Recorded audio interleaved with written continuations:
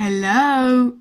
Je suis trop contente de vous retrouver aujourd'hui pour une nouvelle vidéo. Je vais vous faire un book haul, mais c'est un book haul un petit peu spécial puisqu'en fait je n'ai acheté que des e-books. Donc je vais me déplacer un petit peu pour que vous puissiez avoir l'image de la couverture ici, des livres que je vous parle. Et sinon, eh bien c'est parti, on commence tout de suite.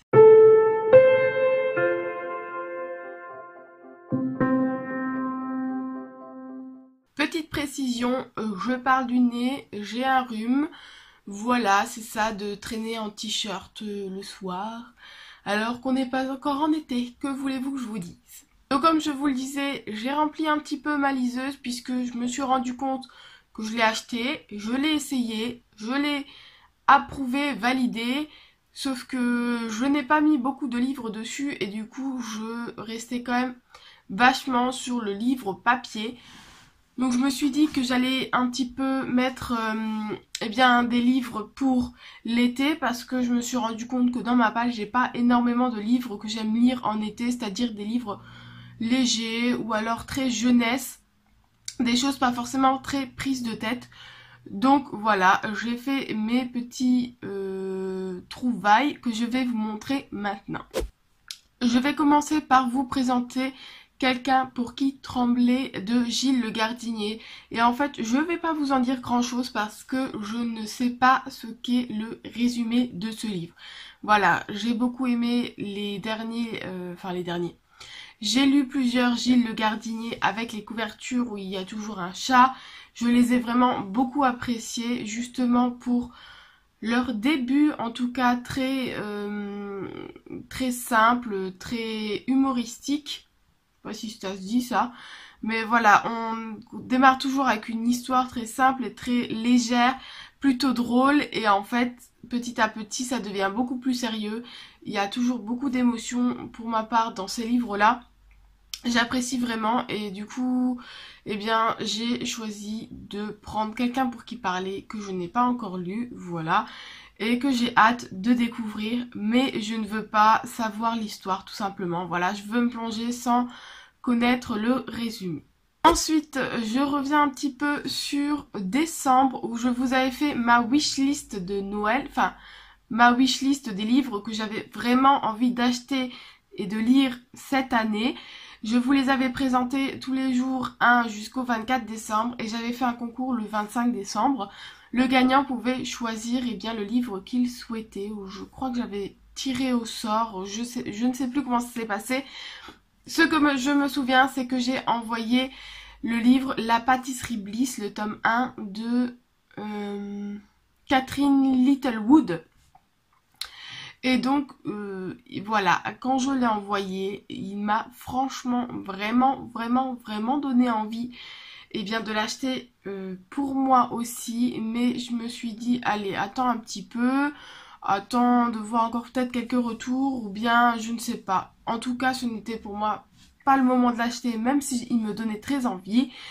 Et ce moment est arrivé. Voilà, j'ai acheté les 3 tomes de La pâtisserie Bliss que je pense lire cet été parce que j'aime beaucoup lire en fait du jeunesse, du très jeunesse pendant l'été ou même le printemps. Donc voilà, ce sera chose faite avec cette petite saga que je pense boucler d'ici les mois qui suivent. Pour l'histoire du tome 1, il s'agit d'une famille qui possède une boulangerie, ce que c'est une boulangerie un petit peu particulière puisque on y fait de la magie. Malheureusement, les parents vont devoir s'absenter pendant un petit temps et c'est donc les enfants qui vont garder la boutique. Et là, aïe aïe aïe, au secours, puisque forcément, ils vont y faire des bêtises qu'il va falloir réparer, tout simplement. J'espère vraiment que ça va être une bonne lecture. J'ai vraiment hâte de découvrir ce premier tome. Restons dans le registre de la magie puisque j'ai en ma possession L'école du bien et du mal de Soman Shainani. Alors je ne sais pas si je le prononce correctement, je m'excuse si ce n'est pas le cas. Voilà, c'est un livre que j'ai vu passer sur YouTube qui m'intéressait plutôt pas mal. Je me suis dit on va prendre le tome 1, on verra bien ce que ça donne. Donc il s'agit ici de deux filles qui s'appellent, je regarde, Sophie et Agatha. Donc deux filles qui s'appellent Sophie et Agatha qui vont être kidnappées et qui vont aller dans l'école du bien et du mal. L'une est blonde et ressemble à une princesse qui pourrait très bien être du côté des gentils, et l'autre est plutôt solitaire et sinistre et pourrait très bien aller du côté du mal, sauf qu'apparemment ce n'est pas vraiment le cas. Donc voilà, ça m'intrigue cette histoire effectivement de voir finalement deux personnes physiques qu'on mettrait dans des cases et qui finalement ne sont peut-être pas ce à quoi elles ressemblent tout simplement. Je trouve que c'est plutôt sympa comme idée. Le tout agrémenté d'un petit peu de magie, je pense que ça peut vraiment être sympa. Je vous présente ensuite le charme discret de l'intestin de Julia Enders. Je sais pas comment ça se prononce.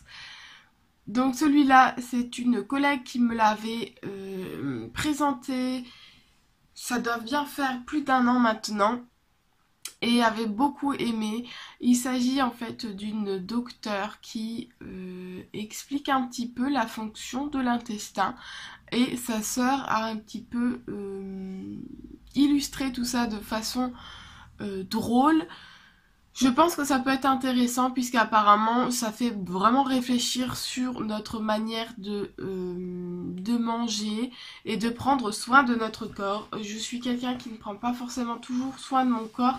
En tout cas, je sais que je parle intérieurement, donc vraiment j'essaie de faire attention aux médicaments que je prends, mais tout ce qui est alimentaire, je ne fais vraiment pas attention, et je sais que c'est pas forcément très bien, et je me dis que ça peut peut-être me faire réfléchir un petit peu, voilà, avec une touche d'humour, c'est toujours bien.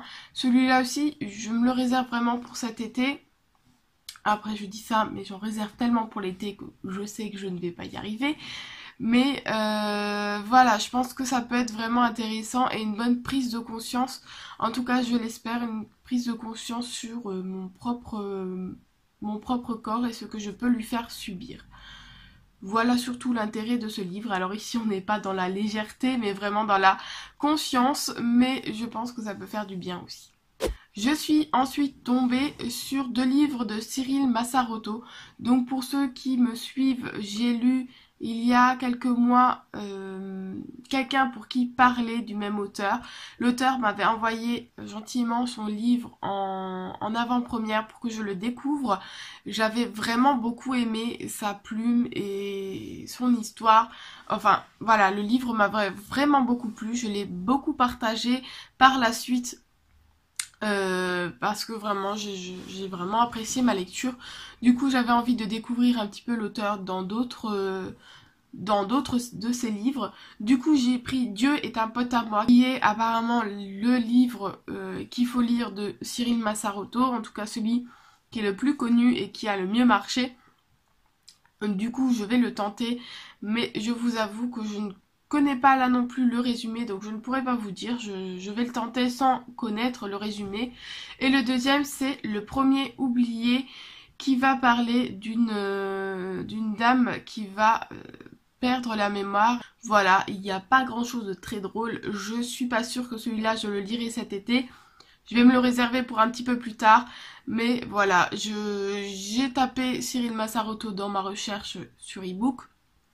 En e-book, pardon, et je suis tombée sur celui-là qui m'a plutôt intriguée et qui m'a vraiment donné envie de le découvrir. Donc ce sera chose faite, même si c'est pas pour tout de suite. Moins drôle et qui ne sera pas non plus pour cet été mais pour plus tard, c'est le livre de 13 raisons. Donc la série Netflix a cartonné, je pense que vous en avez entendu parler. Donc ça s'appelle 13 Reasons Why. Je l'ai vu moi aussi sur Netflix avec mon conjoint. Nous avons beaucoup apprécié. En tout cas, j'ai beaucoup apprécié. Il a bien accroché aussi. Voilà, ça m'a vraiment permis de prendre conscience de certaines choses là aussi. J'ai pu avoir de belles discussions suite à cette série et à ce visionnage qui m'ont beaucoup aidé aussi, il faut le dire. Et du coup, j'avais vraiment envie de lire le livre tout simplement, puisqu'on sait que dans les livres, il y a toujours plus de détails et plus de choses. Et donc j'avais envie un petit peu de comparer moi aussi le film, en tout cas, enfin la série et le livre. Voilà, je me suis procuré le livre en e-book et ce sera lu, mais là aussi ce sera pas pour cet été comme je le disais, ce sera pour plus tard, je ne sais pas quand. Ça se trouve ce sera pour dans un an, mais en tout cas ce sera une lecture que je ferai, c'est sûr. Et donc les deux derniers livres que je vais vous présenter et que j'espère lire cet été, ce sont deux livres de Cathy Cassidy. Donc il y a Miss Pain d'épices et Aux délices des anges. Je ne connais là aussi pas du tout les résumés, je vous mettrai un lien dans la barre d'infos des livres avec leurs résumés si ça vous tente. Parce que voilà, il y a beaucoup de livres comme ça que j'aime découvrir sans savoir de quoi ça va parler. Cathy Cassidy, j'avais commencé sa saga Les filles au chocolat, que je compte continuer, mais là ce sera je les ai en livre, donc je veux continuer en livre. Là j'étais surtout sur du e-book, donc je me suis dit que j'allais prendre deux autres livres d'elle. Et donc voilà, je pense que pour l'été, de la légèreté, de la jeunesse, c'est tout ce qu'il me faut, c'est tout ce qui me plaît. Donc je pense que je vais m'amuser et passer de beaux moments de lecture avec ces deux livres-là. Voilà, c'est tout pour ce book haul. Je pense que c'est déjà pas mal pour les e-books. Ma liseuse est plutôt bien remplie et j'espère vraiment faire de belles lectures cet été. Dites-moi en commentaire si vous aussi vous avez des lectures comme ça particulières pour l'été. Quel genre vous préférez pour l'été? Est-ce que vous avez décidé de lire tout simplement. Quant à moi, je vous dis à lundi prochain avec la boîte à envie un petit peu particulière puisque cet été je vais faire un challenge. On se retrouve donc lundi prochain et je vous dis bonne lecture. Bye!